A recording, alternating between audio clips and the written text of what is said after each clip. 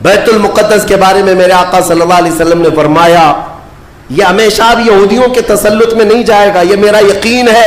دنیا ٹل سکتی ہے مگر میرے مصطفیٰ کا فرمان نہیں ٹلے گا. میرے آقا نے اگر فرمایا ہے تو وہ ہو کر رہے گا. حضور فرماتے ہیں خراسان سے ایک جماعت آئے گی. خراسان سے.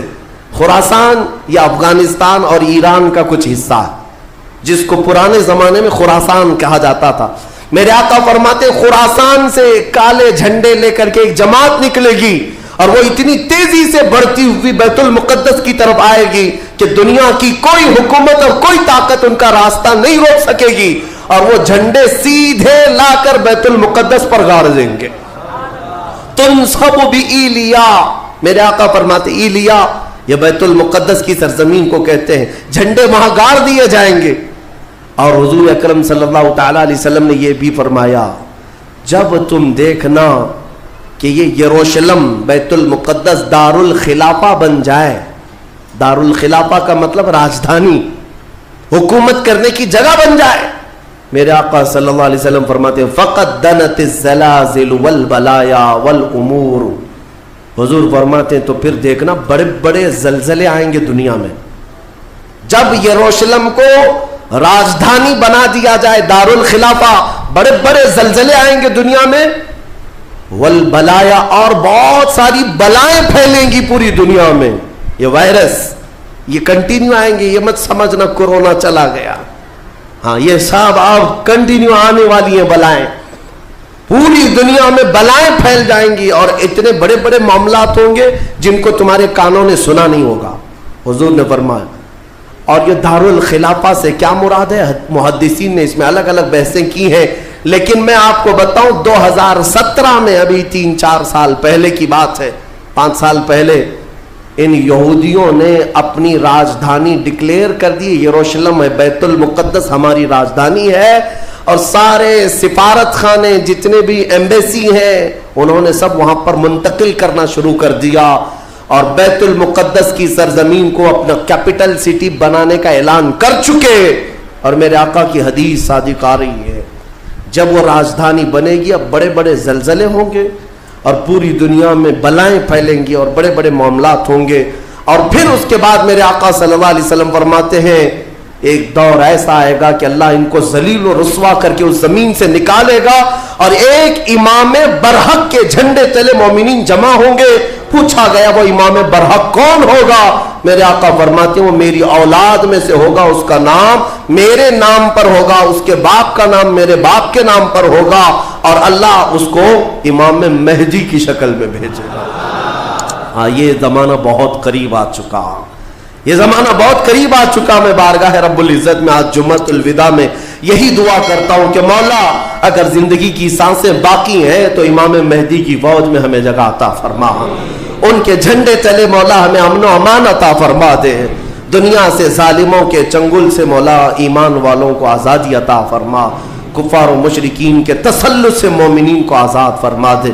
اے رب ذوالجلال احسن الخالقین, اس ماہ مبارک میں اگر تو ہمیں مولا ان راتوں میں ان دنوں میں عبادتوں کو قبول کیا اور بھیک میں کچھ دے تو مولا صرف اتنا دے دے کہ پوری امت کو مولا خیر و عافیت عطا کر دے, کھوئی ہوئی عزت و وقار عطا فرما دے.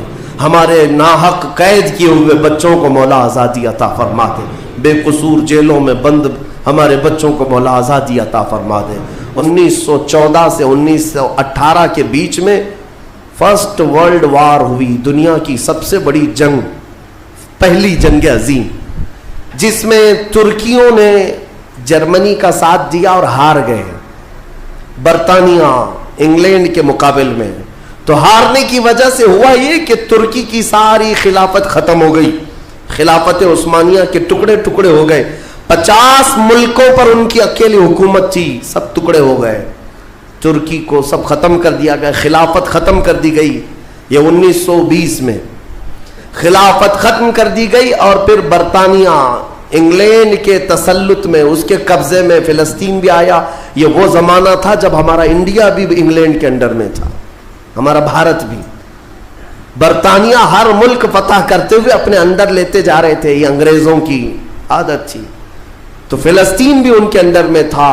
تو اب ان لوگوں نے یہودیوں کے لیے ایک عام اعلان کیا، ڈکلیریشن آف بالفور کہا جاتا ہے، ایک بالفور اعلامیہ، جس میں اعلان کیا گیا کہ دنیا بھر کے جو بھی یہودی ہیں وہ ہجرت کر کے یہاں آئے، انہیں گھر دیا جائے گا۔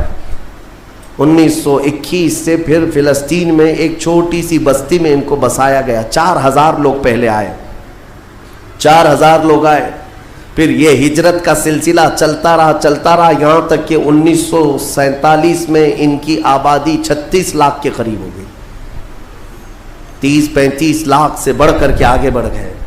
اور اس کے بعد پھر 1948 میں ان ظالموں نے اقوام متحدہ UN کی مدد سے یہ اعلان کر دیا پوری دنیا میں کہ اب یہ فلسطین نہیں ہے، اس کا آدھا حصہ اسرائیل ہے، یہ ہمارا ملک ہے۔ بات در حقیقت یہ تھی کہ UN میں، اقوام متحدہ میں یہ بل پاس ہوا تھا کہ یہودیوں کو بھی رہنے دیا جائے، مسلمانوں کو بھی۔ اس فلسطین کے 2 ٹکڑے کیے جائیں گے، ایک مسلمان فلسطین بنائیں گے اور ایک یہودی اسرائیل بنائیں گے۔ آج بھی یہ اقوام متحدہ UN کا یہ بل آج بھی موجود ہے، اقوام متحدہ سے یہ بل پاس ہوا۔ یہودی تو مان گئے، لیکن پورے عرب کے مسلمان اس کے خلاف تھے کہ عربوں کے بیچوں بیچ ایک یہودی ریاست کیسے قائم ہو سکتی ہے، یہ ہمارا مقدس معاملہ ہے، مقدس سرزمین سے ہمارا تعلق ہے۔